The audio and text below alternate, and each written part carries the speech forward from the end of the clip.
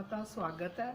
दोस्तों साढ़े उधमपुर शहर की जिहड़ी पहचान है वो देविका की वजह कन्नै है।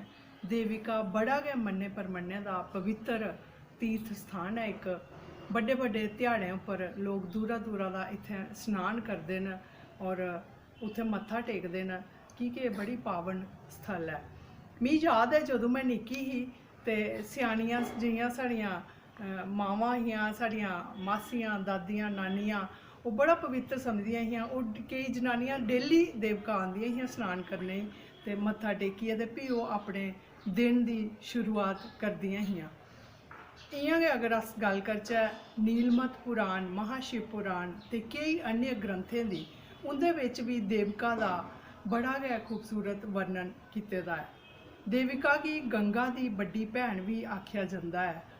और देविका दे कंढै जेह्ड़े शिवजी दे मंदर न उं'दा आर्किटैक्चर लगभग हर जगह इक्को जेहा, जित्थै जित्थै देवक निकली दी और देवका दे कंढै शिवजी दे मंदर न और जित्थै जित्थै हैन उं'दा आर्किटैक्चर मिलदा जुलदा है। अगर अस गल्ल करचै देविका दा उद्गम स्थान जेह्ड़ा देविका कुत्थुआं निकली, ओह् सुद्धमहादेव दा निकली दी।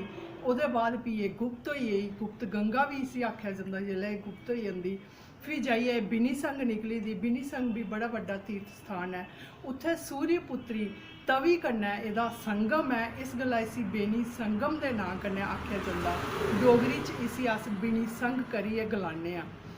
इ'यां गै अगर अस गल्ल करचै तां चनैनी, जंद्राह, स्कोन, पुरमंडल, उत्तरवैनी, इत्थै इ'नें जगह देवका निकली दी। और उधमपुर ते है गै ओह् मैं तुसेंगी दस्सा करनी आं। इसदे अलावा बाकी जगह च देवका जेह्ड़ी है ओह् गुप्त है। ते आओ दोस्तों अज तुसेंगी लेई चलना है मैं देवका दे दर्शन कराने न और देवका दे कंढै जेह्ड़े शिवजी दे मंदर न ओह् भी दस्सने न। इत्थें दियां ढक्कियां दस्सनियां न, इत्थें दियां बोलियां, बड़ियां सारियां बोलियां न देवका च।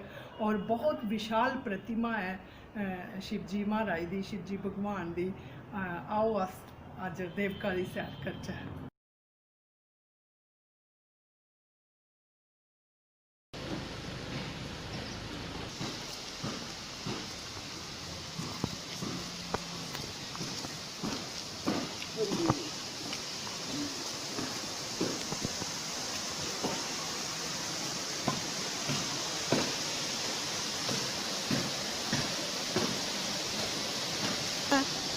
शहरा दे बिच बश्कार देवक बगदी है जिहड़ी कि आखदे न गंगा दी बड्डी भैन है।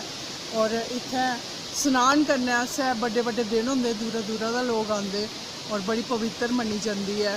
और इत्थै संस्कार करदे न लोग और उस चीज़ की बड़ा पुण्य दा कम्म समझदे न, बड़ा भाग्य आह्ला इंसान समझदे जेह्दा संस्कार इत्थै देवका होंदा है।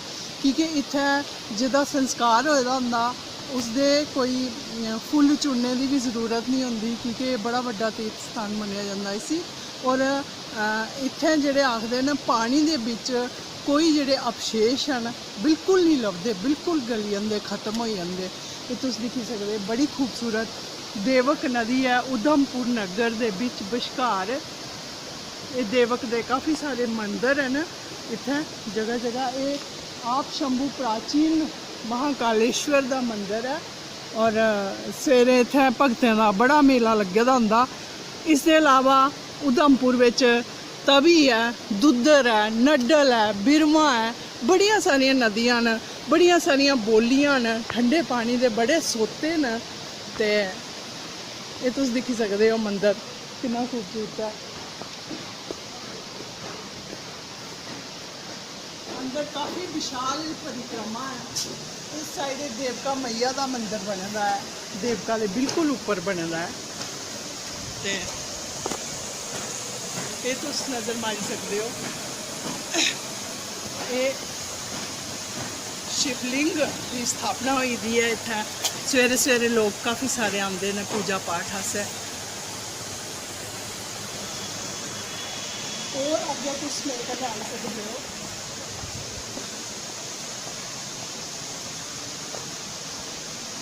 इत्थे जेह्ड़े लोग संस्कार करने आए दे होंदे उंदे स्नान आस्तै पुरुषें आस्तै अलग जगह है, मर्दें आस्तै बक्खरी जगह है, जनानियां दे न्हौने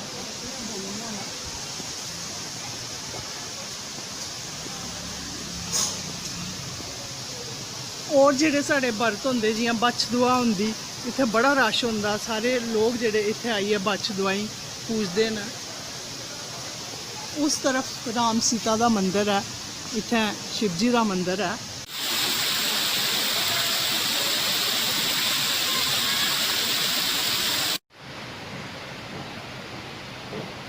दोस्तों तुस दिक्खी सकदे हो शिवजी दी किन्नी विशाल प्रतिमा जेह्ड़ी बनी दी है। बाहर दा कारीगर आए हे और उ'नें कम्म करियै इस प्रतिमा गी इन्ना खूबसूरत बनाया जेह्ड़ा कि साढ़े उधमपुर दी शान है, साढ़े देवक दी शान है।